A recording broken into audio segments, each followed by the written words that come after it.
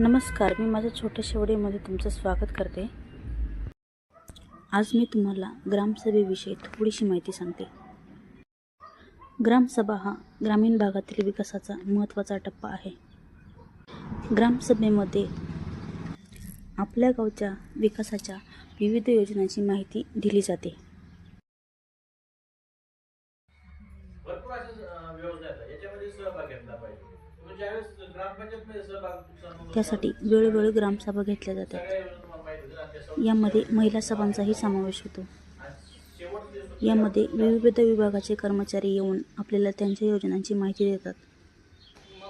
येणाऱ्या योजना कशा राबवायच्या, कोणामार्फत तुम्हाला माहिती मिळेल आणि कागदपत्रे काय लागतील यासाठी सर्व माहिती यामध्ये दिली जाते. परंतु सध्या गावागावातील परिस्थिती अशी आहे की लोकांना असं वाटते ग्रामसभा ह्या फक्त कर्मचाऱ्यांसाठीच आहेत की काय.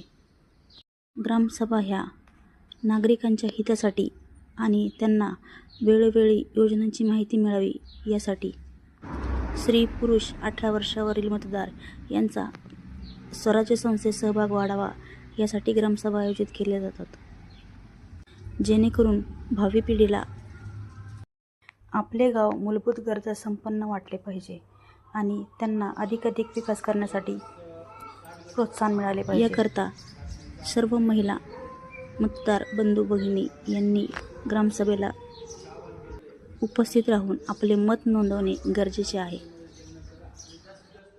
ग्रामसभेला उपस्थित राहिल्यानंतरच आपल्याला स्वच्छ पाणी, चांगले रस्ते आणि मूलभूत सुविधा मिळणार आहेत.